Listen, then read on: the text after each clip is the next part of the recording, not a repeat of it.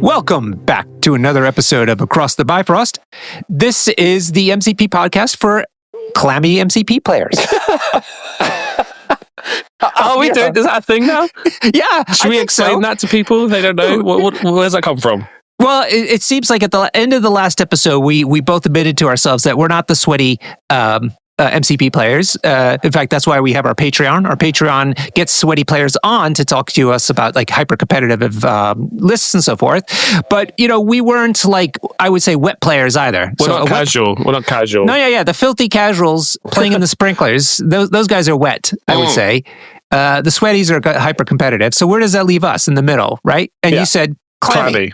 Yeah, clammy. There you go. A lot of moisture going on in tabletop gaming, but yeah, here we are. Yeah, so this is Dr. Norbert, the clammiest of doctors, coming to you from well, I don't know, a place of. I feel like an extract. I've been extracted. You've been extracted? Yeah, I feel extracted today. You ever feel like a plastic bag drifting through the wind? No. Yeah. Wow, this is veering into an existential area. Yeah, I was quoting Katy Perry, but if that gets you existential, then that's fine.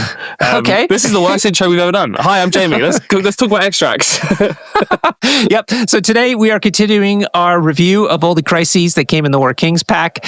You may like to hear our previous two episodes, which were about the secures. We have one about the more attrition-oriented secures, and then we have another about the more scenario-oriented secures. And we're going to do that same sort of thing for the extracts now. And this is your attrition extract overview. Yes.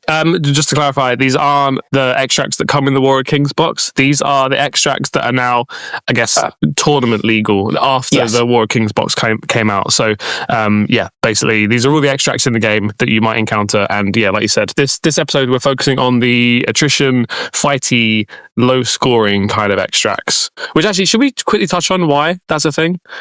What do you mean? As in the low scoring side of things. So basically, go for it. Something that makes an extract attrition-y, or good for fighting teams. Fighting teams, it took me ages to learn this when I first started playing. They want the game to last as long as possible so that they have as most amount of time to beat you up, basically. Right. So an attrition team wants you to not score too quickly, because if you score too quick, the game's over, and it doesn't matter how hard they've hit you. So attrition extracts tend to be lower scoring, usually 3 or 4, we'll get into it. The idea there is that, one team's going to grab maybe 2 of them, the other team's going to grab 2 of them, and then the attrition team just has lots of time to punch you. Whereas, a higher scoring extract, the game's going to be over quicker. That's how we kind of differentiate it. I will add, though, paradoxically, these are also, in some senses, favors a scoring team, because they are, for the most part, except for one that we'll talk about, they are all odd numbers. So 3, as a matter of fact, 3 victory points on the table, which means a good scenario-oriented team will try to get 2 of those, and therefore they're up on 1 VP each round compared to you. Yeah, exactly. And we should actually quickly touch on a couple things, because otherwise we'll end up just repeating ourselves. So we talked in previous episodes about the concept of a safe grab. So the super short version of that is a lot of teams in this game feel like they need to have a safe grab. And what that essentially means is they can grab an extract from the midline and then bring it back a little bit to safety. So they're not just stood on the midline holding an extract, because there's so many things in the game now that can attack the midline round 1. It's not very safe to stand there. So when we're talking about a safe grab, we mean, they can grab all those extracts and put it back to safety.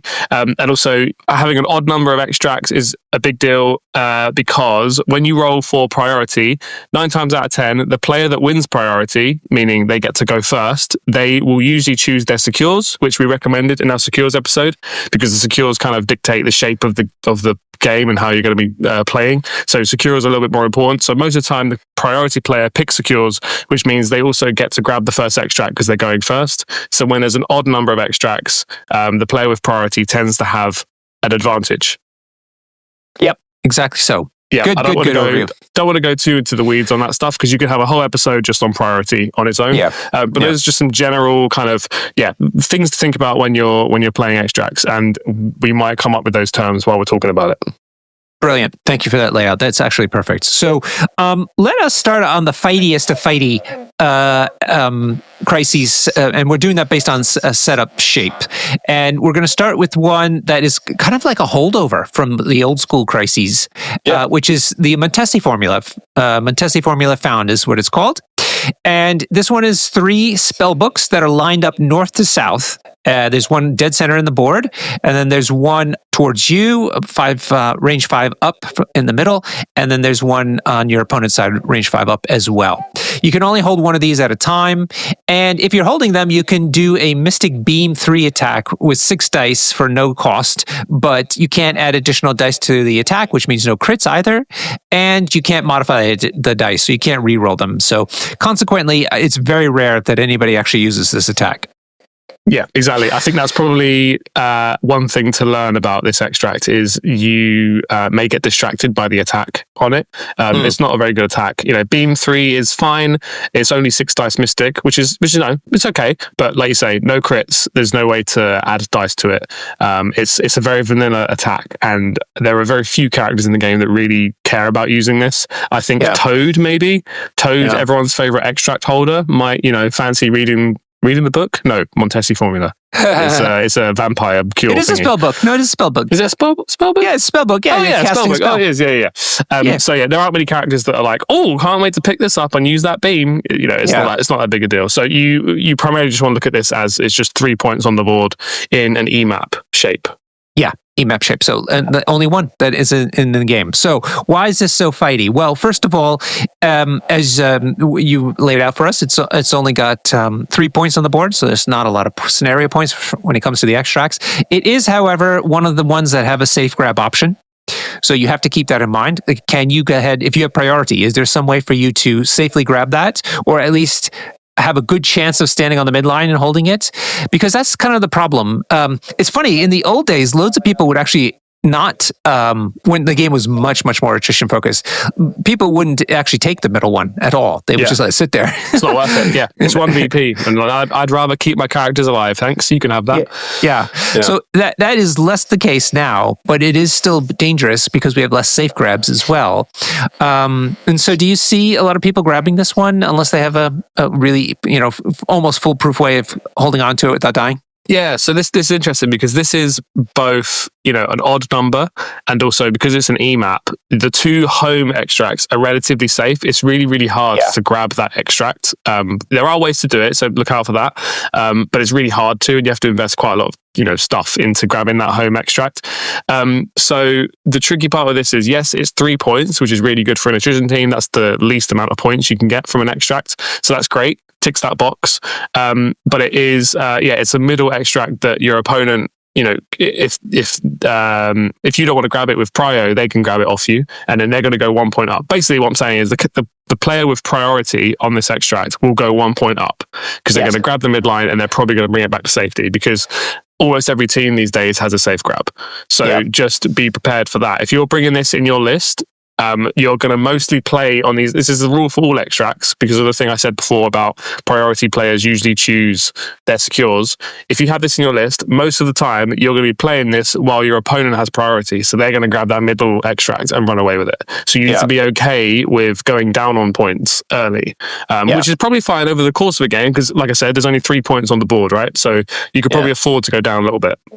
Right. So if you're looking at being an attrition team, you got to be prepared for that safe grab, taking that away, either to hunt down that runner, which actually could be quite hard nowadays because some of the runners are designed to not get caught later. Yeah. On the other hand, if you are the scenario focused team, this is something you want to consider. You could put this into your roster to try to go 2-1 up on extracts, but you need that safe grab option. And you would only want to do this when you have priority because otherwise you're kind of giving away a point for no good gain. Yeah, that's usually when people ask me to review their rosters, like because we're not great at the game, Norbert. We know a lot, but we're not that great. We're clammy. We're clammy, yeah. We're nice middle table players. But that's always the advice I have is, people tend to bring odd numbered extracts in their list, and I'm like, do you have a plan for that for when you don't have prio? Because if your team isn't comfortable chasing points, then you're going to go down on points. You're going to struggle. You know, if you could have the fightiest team in the world, but if they're not very good at chasing, if they're more about like staying still and fighting, then Montesi form is going to be really bad for you, because you're basically gifting your opponent the opportunity to go up on points and run away. So gotta be careful. Okay. You mentioned tantalizingly that there are ways to that there are ways to go after your opponent's home security. Can you think of any off the top of your head? Home extract. I don't really want to get into it because it starts to get a bit weird, and like I don't think it comes up that often. No, not secret. It's just not that interesting. I think. I think. I mean, I don't have a board. I need to get a board in front of me, don't I? Let me work on that. But yeah, I think that like, you know, the whole Inhumans thing that's happening right now, I think you can give Quicksilver a bunch of power, and then he can speedster, move long, grab your extract, move long back. Maybe. Let me measure that real quick. But yeah, there are a few. I mean, Thanos used to be able to grab it as well. I think Ebony Maw can do that as well. Ebony Maw with like Space Stone can do some weird stuff and grab your extract.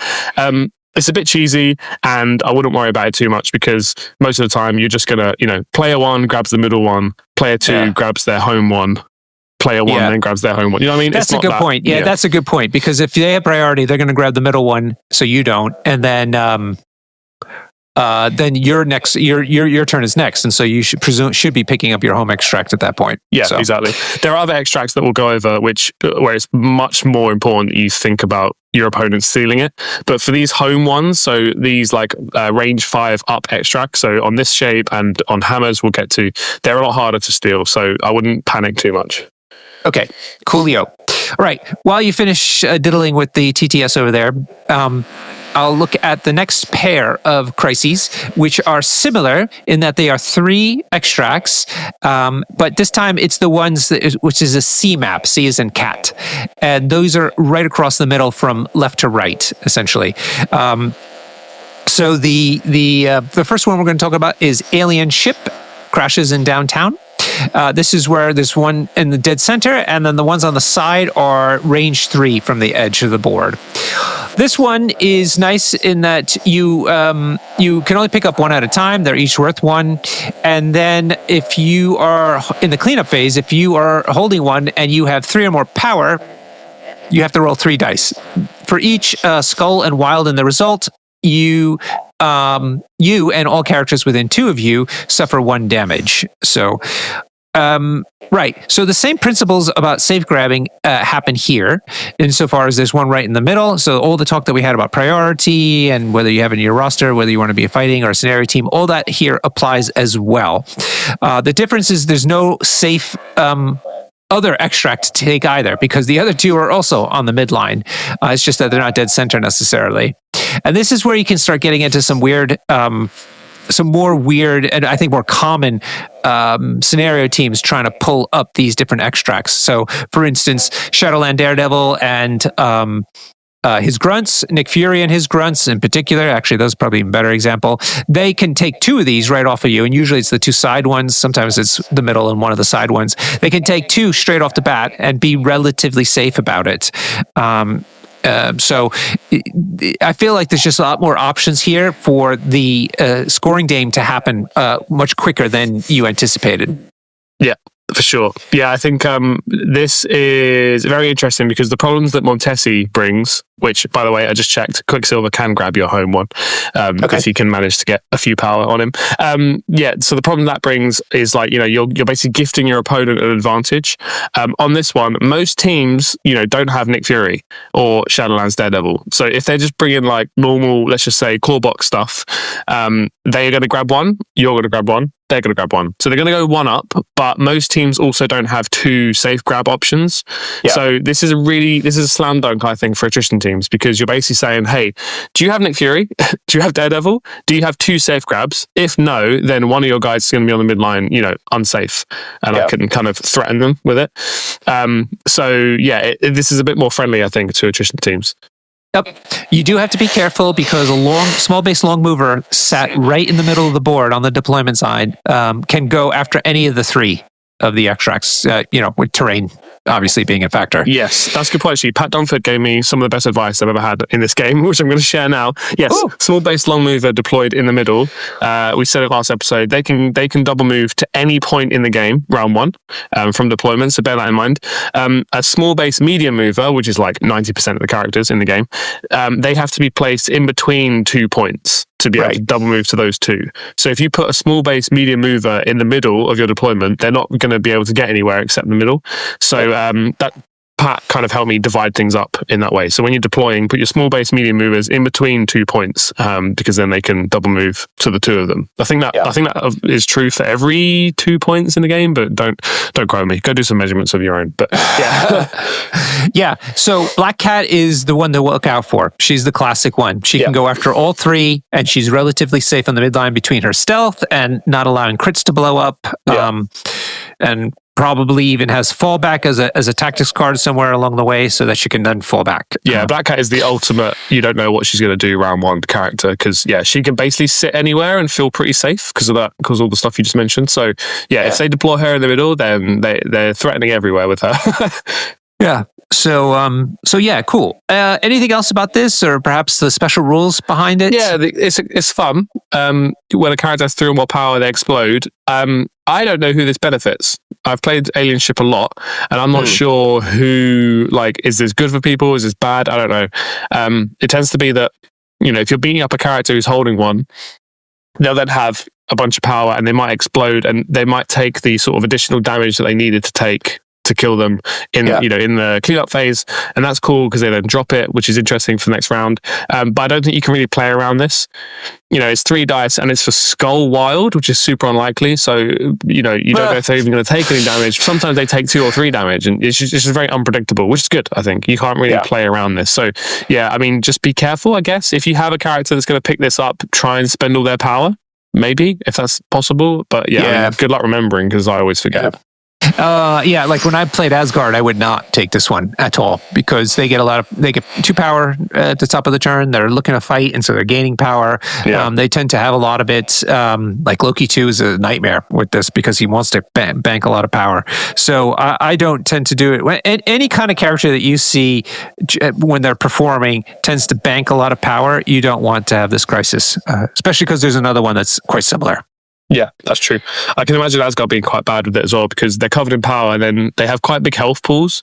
So this kind of might damage them and, lower those health pools a little bit, and Asgardians do fall over once they get close to that. So they kind of rely on their big health pools a bit too much. But we rinsed him a lot, more than normal, but Heimdall is there, and Heimdall can help with this. If you roll the dice and you take too much damage, Heimdall can pay 2 and you can re-roll and see if you can get out of it. Yeah, Heimdall. we keep trying. Okay. So let's go on to the next C crisis, which is Deadly Legacy Virus Cured? ? Again, it's the same setup. It's a C map. It's straight across the middle, and in fact, the distances are exactly the same. 3 in from each board edge on the left and the right.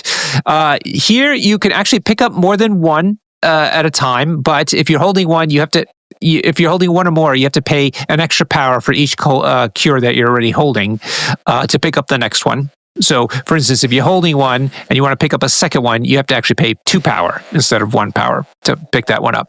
And the kind of the big the lottery, so to speak, is if you can get one non-grunt character to hold all 3 in the cleanup phase, you don't score VPs normally. Instead, you KO that character, but you score 6 VPs straight out right away. Yeah. Let me ask you a question. Yeah. How many times have you seen the cure get assembled in that way? In the modern era, never. In Really? the old days, I did once or twice. Yeah. I think I've seen it happen once ever in my games. Yeah. It happens a lot at big tournaments, it seems, and you need to get a judge call to come over. And this is the most. What? Really? I've seen this happen 3 times at big events. I've been the judge for 2 of them. And this is the most. When the judge says what the rule is, the players don't believe them. Have to check, and you have to get people to come back you up. But basically, if your last character This assembles the cure. So you've got, all the characters are KO'd, they've all been removed from the board, and you have 1 character left, and they assemble the cure. They fulfill the criteria to explode, score the VPs, but they die first.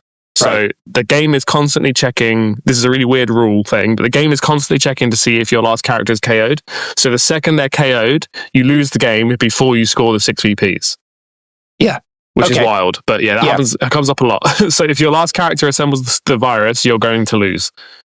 Yeah. Okay. Yeah. That is a weird one. I have heard that come up more than once, but yeah, it doesn't happen terribly much. And by the way, this is called assembling the cure. When people talk assembling, they mean getting all three on the same character. Yeah, all 3 extracts on one character. Yeah. Yeah. So I think that no one actually does this except maybe Kingpin, because he has his leadership lets him throw extracts around. The only other one who could do it or easily is Toad with Finders Keepers. Yeah. He can take people's extracts, but it takes him a long time to be able to do that.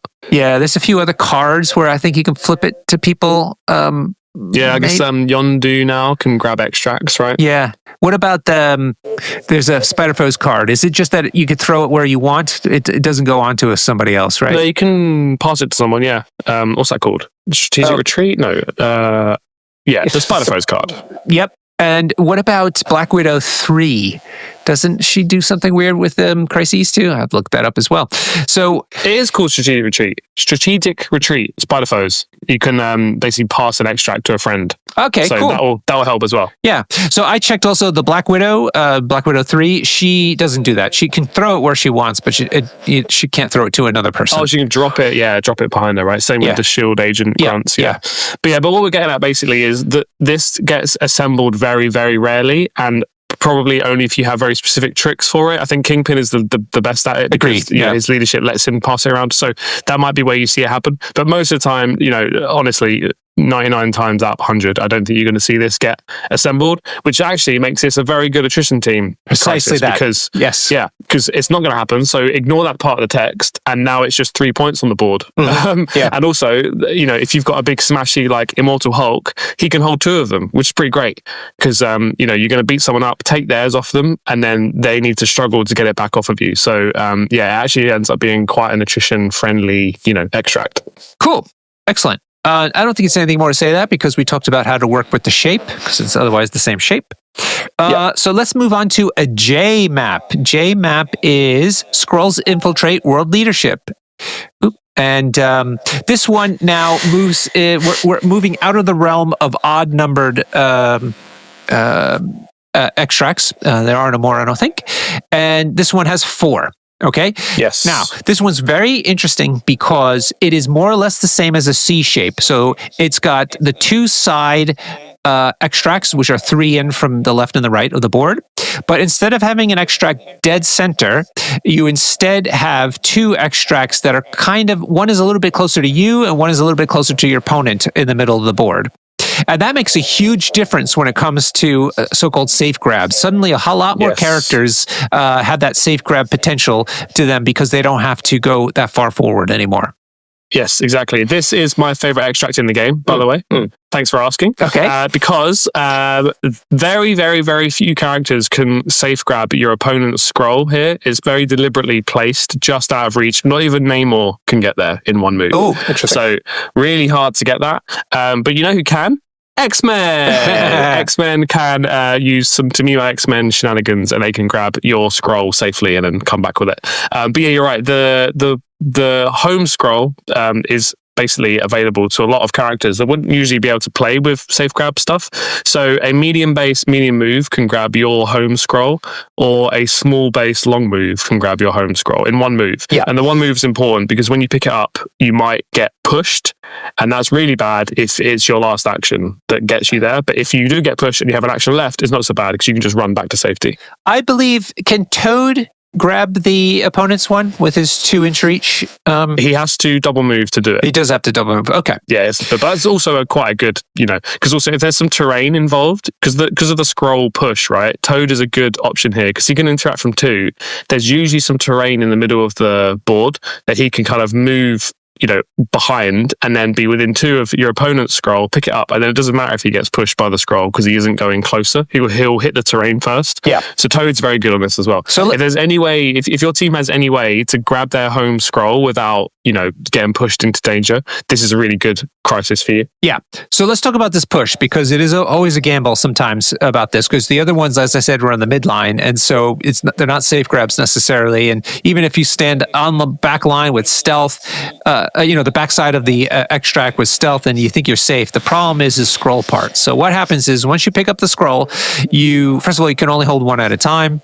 But then when you pick it up, you have to roll dice equal to your physical defense, and you're looking for crits and wilds. If you don't get a crit or wild in that roll, then your opponent can push you short any which way they like.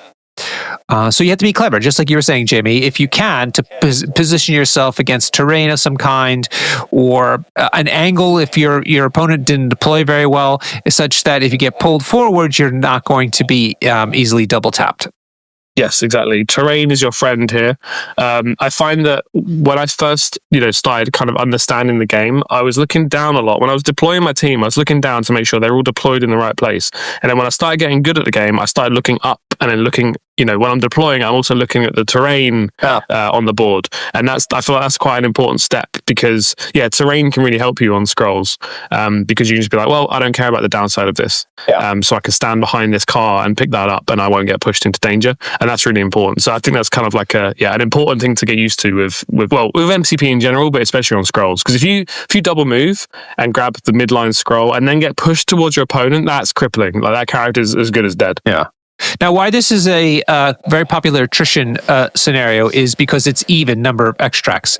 There's like we talked about the semi-safe grab opportunities here, but the point is that you should be aiming to pick up 2 of these bad boys as your opponent picks up their 2 or whatever ones they choose, and that way it's still relatively low scoring at 4. 3 is the minimum, but you will have as many points as your opponent does. So if, all things being equal, if you guys will stay parity on points along the game, that then gives you the chance to try to beat them up and start going up on points by taking their extracts.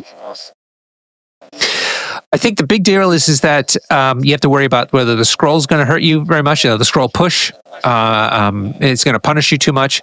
Also, I believe Inhumans, which is the big boogeyman these days, can grab a bunch of these rather safely, or a bunch at once. And it's or yours. I forget now what they do, but they can do all kinds of tricks, can't they? Yeah, they can probably grab your scroll quite easily. Yeah. Yeah. So, and that kind of eliminates one of them, ones that you considered safe, so to speak. So you have to be on the lookout for that. But otherwise, if you're an attrition player, this is almost always slammed into your 3 extracts. Yeah, it's pretty good. Well, interestingly, I take it in all my X-Men lists and I love it. I think because they obviously have the tricks to be able to steal the scroll. Yeah. I like how when I talk about X-Men tricks to steal stuff, I'm like, yeah, it's pretty cool, right? When I talk about Inhumans tricks, I'm like, it sucks. It's the same tricks. But I like it for that reason. But also it's 20 threat, and 20 threat is great for crisis teams because we get to get loads of bodies on the board and you can't kill all of us. So I actually really like I think it's actually, looking at some of the stats, this is often the most taken crisis. I can see that. Because you're right. It's another kind of great balance, because it's 2 points each, so it's quite nice for attrition teams, but it's 20 threat. The shape is interesting. I think this is why it's my favorite extract. Basically, I think it's just, and no one feels awful on scrolls, right? Unless you get that push at the wrong time, that feels pretty bad. Has this overtaken then hammers as the most popular extract? I wouldn't go that far. At some events, it does. Yeah. Yeah. I mean, whereas before it was clearly hammers all the time. Yeah. Yeah. I mean, we'll get on to hammers, but there's that whole meme, right, in MCP that everyone's good on hammers. Yeah. It's the Swedish team, right? Sweden good with hammers is one of the Swedish teams, WTC. Because everyone loves hammers. It's like Infinity Formula. Everyone loves it because you just get to do more cool stuff. Right. Okay. But we'll get on to that later. Let's then move on to the next one, which I think has superseded scrolls as my favorite attrition oriented extract. This is Inhumans Deploy Advanced Weaponry. This is map O.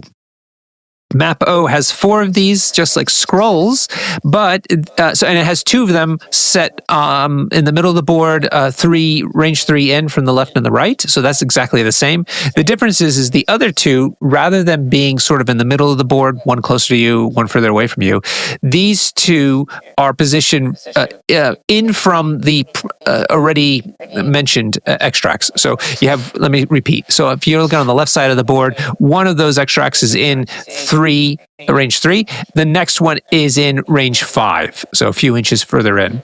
And so why I like this one for, and I'll say what else it can do. So you can only hold one at a time. And then it also comes like Montesi formula. If you're holding one, you can do an attack. And it's the same as a Montesi, but it's energy instead of mystic. So beam 3, 6 dice, no cost, but no crits and no way to modify the dice. So yeah, we've kind of talked about how you don't really use these attacks. Right. So you can pretty much ignore that. Yep. So I like this one better than Scrolls because it's 4. So it's got the same advantages of it, but they are less, there's less tricks here involved. Because the classic idea with Asgard, for instance, is that you sit your some beaters across from each pair. And no matter which one your opponent takes, you can then go ahead and take one and also beat him up as well. Because you're doing they're so close to each other that you're likely to be in range of either one of them, no matter which one they take. Yeah. And also there's no pushing effects at all. Nothing happens when you pick this up aside from being able to get that attack. So I love this one, and it's become my favorite if you're an attrition player. Yeah, it's great. I really like how fair this is because, you're basically saying, right, if you grab one extract, I can come and hit you. Right. And even if my attack does nothing, I'll probably be next to an extract that I can pick up anyway. Yeah. So it feels quite fair. It's kind of like a consolation prize. There's a lot of charge lists happening at the moment. So a lot of people playing Mighty Thor and, whoever else can charge Gorgon at the moment. So you can kind of move once, charge onto the midline, hit the guy that just picked up an extract, and then even if you do nothing, you pick up the one on the floor. And I really like it. It's nice and fair and cool. Yeah. And I also like games that have 2 separate fights as well. They're kind of interesting. And this can kind of turn into that because they're very much on 2 flanks, right? Yeah. So this will be influenced by the secures, as we've talked about in our prior episodes on secures, where you tend to congregate around the secures at some point. But you're right. It does make this flanking possible where there's like two sides of the board, particularly if the secures are cooperating in that department as well. Yeah, it's worth mentioning as well because these secures being 3 in and 5. These extracts being 3 in and 5 in. Yep. There's a good chance that they overlap, or at least they're near other secures. Yeah. Midline secures. So a lot of the time you'll be able to kind of double move, be on a secure, and pick up one of these extracts, which is nice and fair as well. I really like this shape because it just feels fair. Yeah. It feels like no one's really getting screwed by this. Yeah. Well, if you're a scenario team, though, I don't think you like this one so much because of those reasons. Yeah, there is that. Yeah, that's the nice kind of balance is that, they're all on the midline, but there is 4 of them, so it's slightly better than Alien Ship, I think. There's one more point on the board, so it's interesting. It's a new shape as of War of Kings, and I'm quite happy with it. Cool. All right, now let's go into the weird one, which we actually talked about whether it should be in this episode or in the next one because it kind of bridges the gap between attrition and scenarios. And that is mutant extremists target U.S. senators. And this is map L. So this one is very strange. It is the highest scoring extract in the game, which is what would make it a scenario-based one. But they're all congregated right in the middle of the board, which tends to favor attrition teams who want to just congregate in one area and beat people up. The other reason that it is maybe attrition focused is that when you pick one up, you can only hold one at a time. But when you pick one up, you can only also make one move action per turn. So, and where newer players kind of get screwed up about this is that counts even before you hold the extract. So if you move once and only then pick up the extract, you'd be like, oh, okay, now, I can do another move because I'm holding the extract and it says I can do only one move, but I haven't held the extract before. But that is not the case. It is saying within your entire turn, you can only move once, regardless if you held it before or after that move. Yes. Yeah, it's an odd one to get used to, right? And it's a real problem not being able to move. Now, it does allow if you have attacks that let you move, or if you have superpowers that let you move, or whatever, those are still happen. That's no problem. And in fact, those are the type of characters that you want here. So Baron Zemo 1 is a fantastic example of this, because if he's holding one, he can do his spender, and after the attack is resolved, you can actually move medium, which is a fairly good distance for a short small base, and gets around this kind of restriction. So that's one example. Yes, exactly. So yeah, it's interesting that this is kind of teetering on the edge, right, of Crisis and Attrition, because the single move means that they can't run away too easily. That's right. Which is a big deal. And then Attrition teams, if you're taking your Baron Zemo, or you're taking your X-23, or your Hulks, they all have like movement that isn't a move action, then they can run the board completely, right? Nightcrawler is like best in class at this extract, because he never makes move actions. He's always teleporting around, which is great. So yeah, it's kind of weird, and I think this is maybe one of the ultimate, like, you need a plan for this extract. Oh, 100%. It is so scary if you're playing against a scenario-oriented team, because they're very likely able to, especially Inhumans now, refrain is going to come up very often, because they can take your senators quite easily, because your senators are just on your side of the midline, and their senators are just on their side of the midline, and they're, like I said, clustered right in the middle. They basically on the midline from north to south, and then on either side of them is where the other pairs are. So it's scary, because they can come and take yours, and they can probably take yours and feel a little bit safer because of their tricks.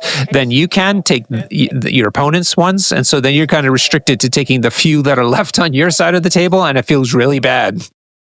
Yeah, and I would say that I find that Senators games come down to whoever is braver to go and grab the opponent's senators first. And that's how I found that I started getting good at senators once I realized that when you have this concept of, these are my senators, those are your senators, you should flip it. So my senators are actually the ones on your side of the board, because there's so many of them. You can't kill everyone that I go and send to grab them. Yeah. So I'm going to just go and grab all of yours. And I find that the teams that are willing to do that have an advantage here, because you can go like 4-2 up, maybe, on extracts, which is an enormous gap. Yeah. And then especially if those characters can then, move and do some sort of place, or like, they can get around the kind of lack of movement rule, you're then in a really good place. So X-Men are really good at this. Mystique Brotherhood are exceptional at this. Yeah. There was a time where if Mystique Brotherhood got senators, you lost the game. Yeah. Because they were taking Juggernaut and Hulk, and I won't get into details now, but basically, long story short, they can grab your senators and move back safely on characters that are super mobile for the rest of the game. So they don't care about the restrictions. You're down on extracts, and you're suffering from the extract, and they just win, basically. And there's a few cute, there's a whole Nightcrawler mass transit thing going around at the moment with senators, where they can sort of teleport their whole team on top of the senators and then grab them all. Basically what I'm getting at is, if you don't have a game plan for senators, you might want to at least figure out how to play it well. Yeah. And I find that most senators games, if the attrition is going well, a lot of them end up on the floor. Yes, and that's okay. That's right. That's okay. That's a very good point. Yes. Right? Don't be afraid about that, actually. That's okay. Yeah. If you're the attrition team, and you've got less bodies, it's okay to kill someone and then drop their extract just like on the floor away from them, and not worry about picking up yourself, because you can also only hold one of each of these. Yeah. So if you've gone, 4 wide, you're only ever going to be able to hold 4 senators. And hopefully, if your dice go well, you're going to be getting people dropping more senators than that. So yeah, I think crisis teams need to bring as many bodies as possible just to grab all of these senators that are going to be on the floor inevitably. And attrition teams just need to, just kill people to stop them from doing that. So yeah, it's a very interesting balance. I like it a lot. It leads to some really interesting games. And I don't think attrition teams hate this too much. I was running this in X-Force for a bit. Okay. I think I dropped it eventually, because having a 5-threat leader means I've got usually 1 fewer bodies on the board to hold points. Yeah. But I wasn't sad about it, because my opponent can't run away that easily. And then Cable can place, Deadpool can place, X-23 can move with her attack, with her claw rush twice in a turn. There are cool, interesting, characters that shine on this that you maybe don't see shining elsewhere. So yeah, I think with senators, you just need to have some sort of plan for if it comes up. That's all. I'm glad you mentioned about the threat value, which is 19 here, because you're absolutely right. I tend to try to go, even when I'm playing an attrition team, I go wide as possible for this because you just want as much potential to pick up those things. But you have to be careful with that balance because you need to make sure you have enough firepower to actually do your job, your primary job, and not worry about the crisis so much because inevitably the scenario team you're facing is going to do that job better than you will ever be able to do it. Yeah, exactly. And it's also worth mentioning, this is an interesting shape because medium base, medium movers can move once and grab a senator. And that's cool. And, large base, medium movers can do the same. I think large base, short movers, I'm quickly going to measure, can't. But what I'm getting at is there's a lot of like, oh, cool, this character can go grab, that extract with one move when they normally can't do that because these extracts are closer to me. Are they actually the same? Are they the same measurement as scrolls? So everything I said about scrolls applies here. But it isn't that relevant because once you picked up the extract, as you say, you then can't move again. So it doesn't actually matter. So what I find the best way to play senators is just to double move your characters to go and grab your opponent's senators and hope that they're too scared to do the same to you. Yeah. And maybe have some like... Go on. Sorry, go ahead. I was just saying, maybe have some killers, on the deployment line. That's kind of the time that senators goes best. I think is when I have like a toad go and grab yours, and then the opponent goes, "Oh, well, I'm going to grab yours then," and they send someone to grab mine, and I go, "Cool, well, I've got Cable here waiting for you. Cable's now going to kill your guy." Mm-hmm. That's the kind of the back and forth you want to try and get with. So yeah, I think that's my top tip with senators: is see it as your senators are the ones on your opponent's side, and then you should be okay. Unless they're ready for that as well, in which case it's just like a Spider-Man meme where we're all pointing at each other, being like, we both have a plan. I also would say that this is one where the extract shape dictates where you're going to be deploying your characters. Where normally it's the secure that kind of, are they wide secure? So you have to kind of have two flanks, or is it central? You can put everything together. Here, I think it's more valuable to have a number of bodies centrally located so you can try to either scoop up some senators or kill people who grab the senators. And only after that first foray has happened that you start congregating around the secures. Yes. Yeah, for sure. And there's some interesting measurements which we definitely won't get into now, but like, for example, senators on a B map, I think, I'm quickly checking, you can put a large base on both points. I now think I'm wrong. Ignore that. But there are some crisis combinations here where if you can get a character to stand on a secure and grab an extract, it's quite good on senators because they have to double move to grab the senator anyway, really, because they're not going to do much else after that. So yeah, it's worth kind of trying out senators with all of your secures that you're taking just to see what's possible. There's nothing worse than in a game, a tournament game, where you go, okay, I'm going to double move here and I'm going to grab the extract and be on the secure, and then you realize you haven't quite made the measurement and you can't do that. Yeah, right. That's a real sad feeling. So try and check this stuff out before you play. Cool. Right, so that covers the attrition-focused extracts for today. We have two big announcements. The first big announcement to wrap up the show with is the Across the Bifrost podcast is hosting its first team championship. Yeah, in January 10th and 11th, 2026, which feels far away, but when you have to do this much organizing for it, it feels like tomorrow. Yeah. We have 8 teams signed up already. Yeah, that's half our quota. Yeah, that's right. We only can host 16 teams, at least at the moment. That would give us 80 players, which is what we had last year or this year, past January. Although that was a singles tournament, this is now a team tournament. We have 5-player teams. You can't duplicate characters across that team, but you can duplicate crises and tactics cards across the team. And we have a kind of fun, different take on the pairing process as well. All of this is in the rules pack, which you can find on the Longshanks event. Just look for Across the Bifrost Team Championship there, or else come to the Across the Bifrost Discord server, where we have a channel called ATB Team Championship, where you can see the pinned post, which will have the rules pack directly linked there. And we have some other exciting channels that you set up. On the Across the Bifrost Discord? Yes.